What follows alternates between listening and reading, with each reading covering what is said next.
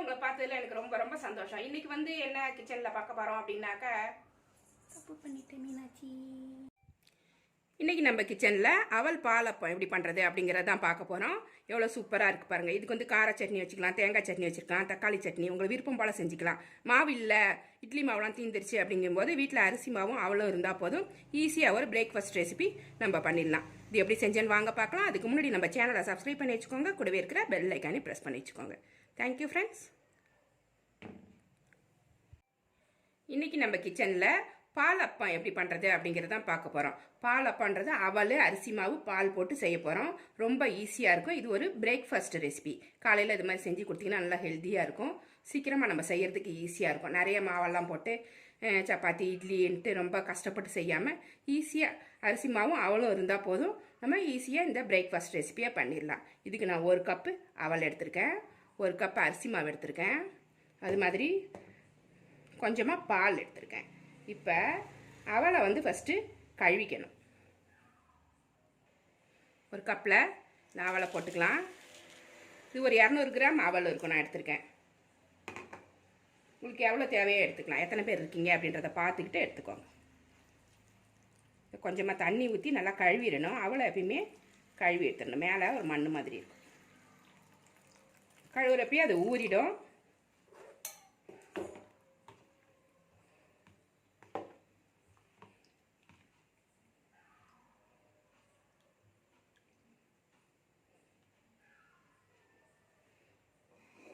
First ஒரு தண்ணி ஊற்றி அது இந்த மாதிரி எடுத்துட்டு இன்னொரு தண்ணி ஊற்றி கழுவிக்கலாம்.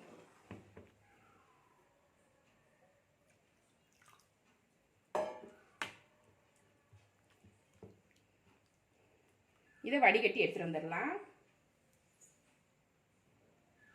அவளை இந்த மாதிரி கழுவிட்டு கையால் புழிஞ்சு எடுத்துக்கோங்க, இல்லைன்னா வடிகட்டி எடுத்துக்கோங்க. இதை மிக்சியில் போட்டுருவோம். அவல் போட்டிங்கன்னா தான் அப்பம் வந்து சாஃப்டாக இருக்கும்.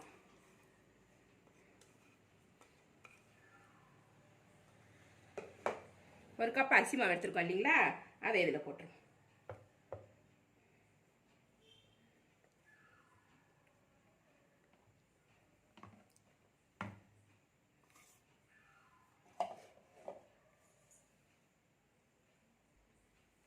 தேவையான உப்பு போட்டுடலாம்.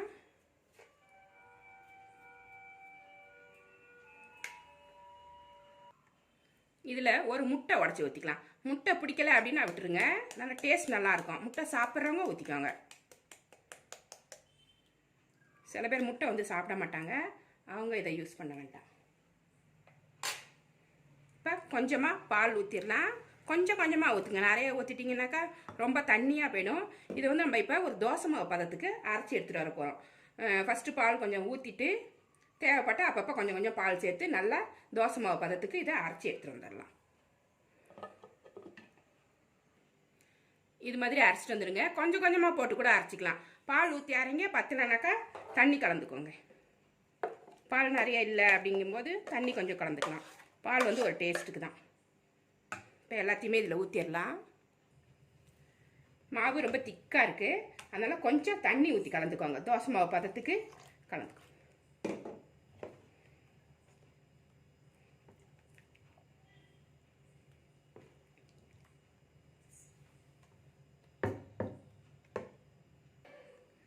மாவு இந்த அளவுக்கு கரைச்சிக்கோங்க. தோசை மாவு பதத்துக்கு கரைச்சாச்சு. இப்போ இப்படியே ஊற்றினாலும் நல்லாயிருக்கும், ஆப்பம் மாதிரி இருக்கும். ஆனால் நான் வந்து வெங்காயம், பச்சை மிளகா, கேரட்டு, கொத்தமல்லி தழையெல்லாம் கட் பண்ணி வச்சுருக்கேன். ஒரு வெங்காயம் பொடியாக கட் பண்ணி வச்சுருக்கேன், சேர்த்துக்கலாம். 2 பச்சை மிளகா கட் பண்ணி வச்சுருக்கேன், அதையும் போட்டுக்கலாம். கொத்தமல்லி, புதினா கட் பண்ணி வச்சுருக்கேன், அதை போட்டுக்கலாம். கேரட்டு, ஒரு கேரட்டு துருவி வச்சுருக்கேன், இதையும் போட்டு நல்லா கலந்து எடுத்து வச்சுக்கலாம். இது குழிப்பணியாரமாகவும் ஊற்றலாம், அப்படியே ஆப்பம் மாதிரியும் ஊற்றிக்கலாம். குழிப்பணியார சட்டி வச்சு ஊற்றுனீங்கன்னா நல்லாயிருக்கும். இது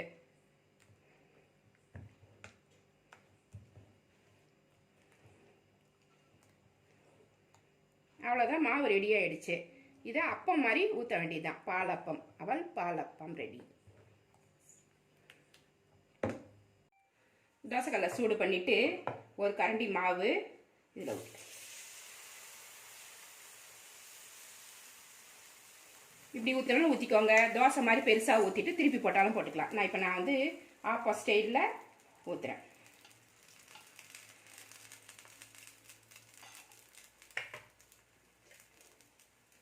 மீடியம் ஃப்ளேமில் நல்லா வேகட்டும். ஆப்பம் மாதிரியே ஒரு சைடு வந்தவொடனே நான் எடுக்க போகிறேன். உங்களுக்கு விருப்பமாக இருந்துச்சுனாக்கா நல்லா தோசை மாதிரி 2 கரண்டி மாவு நல்லா பெருசாக ஊற்றிட்டு திருப்பி போட்டு நல்லா ரோஸ்ட் மாதிரி எடுக்கலாம். அதுவும் செம டேஸ்ட்டாக இருக்கும்.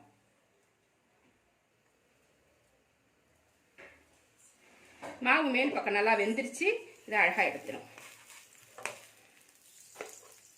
பார்த்தீங்களா, சூப்பராக இருக்கும். இதுக்கு வந்து தேங்காய் சட்னி, கார சட்னிலாம் வச்சு சாப்பிடும்போது செம்ம டேஸ்ட்டாக இருக்கும். இன்னொன்று ஊற்றிடலாம்.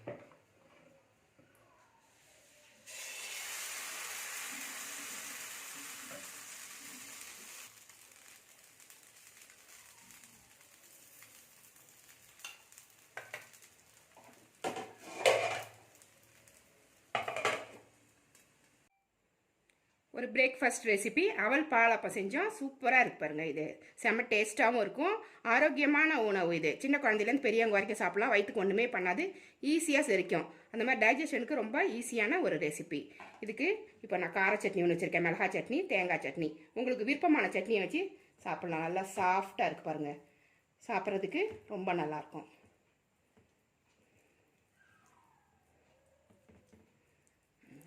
சாப்பிடும்போது செம்ம டேஸ்ட்டாக இருக்கும். இந்த ரெசிபி உங்களுக்கு பிடிச்சிருந்தா நம்ம சேனலை சப்ஸ்கிரைப் பண்ணி வச்சுக்கோங்க. கூடவே இருக்கிற பெல் ஐக்கானி ப்ரெஸ் பண்ணி வச்சுக்கோங்க. லைக் பண்ணுங்கள், ஷேர் பண்ணுங்கள், கமெண்ட் பண்ணுங்கள். இவ்வளோ நேரம் என்னோடய வீடியோவை பார்த்த எல்லாருக்குமே நன்றி. Thank you friends.